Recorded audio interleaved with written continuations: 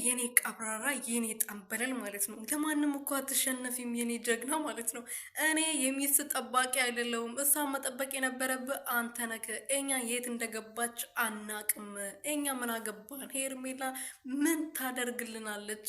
እኛ እሷን የምናግታት ብሎ እንግዲህ የኔ ቀብራሮች ማለት ነው። ትችላላችሁ ግን አቦ እናንተ ሁለታችሁ ማለት ነው ኤፋዬና ሩትዬ ማለት ነው ትለያላችሁ። የምሬ ነው ማለት ነው። እና እናንተ ስትጀመር ምን አገባችሁ? ለምንድን ነው የምታግቷት? ምን ታደርግላቸዋለች እንዴ? እቺ ማንም ዝም ብሎ የኔ መንገድ ላይ ስትሄድ የሆነ ሰው ይዟት ሄዶ ነው ማለት ነው። ቀላል ስለሆነች በቀላሉ ስለምትገኝላቸው ዝም ብሎ አንዱ ሰው ከመንገድ ላይ አንስተዋት ሄዶ ይሆናል።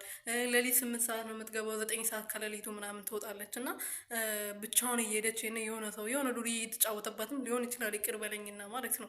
ሰላም ሰላም ቤተሰብ እንዴት ናችሁ? ደህና ናችሁ ወይ? እኔ ያለው እግዚአብሔር ይመስገን። በያላችሁበት ሰላማችሁ በዘት ትረፍርፍ ይበልልኝ። እኔ ውድና ወርቅ እንቁ የሆናችሁ ቤተሰቦቼ፣ ለዚህ ቤት አዲስ የሆናችሁ ሰብስክራይብ፣ ሼር፣ ላይክ እያረጋችሁ ቤተሰብ እንድትሆኑ በትህትና እየጠየኩኝ አብርሃምና ኤፍሬም ሩትዬ መጥተዋል። እንግዲህ አብርሃም ሄርሜላና ኤፋን አፋቷቸዋል። አንተ ነህ አንቺ ነሽ ሄርሜላን ያገታቸዋት።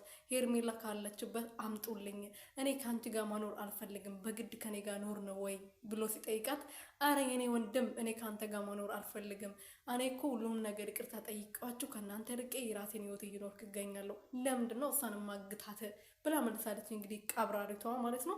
ግን አብርሃም የሚባለው ሰውዬ ግን መስማት አልፈለገም፣ ማመን አልፈለገም። እዛ የፈለገበት ቦታ ሄዶ ይፈልጋት። እነሱ ምንም አያደርጉላትም።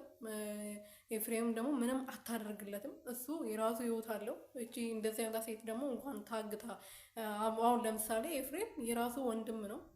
ከሱ ጋር ግንኙነት አላት። እንግዲህ አፈቅራለሁ እያለች እየተለጣጠፈችበት ነው። ኤፍሬም ደግሞ እንደዚህ አይነት ሰው አይደለም። ዝም ብሎ በየጊዜው ሴት የሚቀያይር አይደለም። የአንድ አይነት ሰው አይደለም። ለዛ ነው።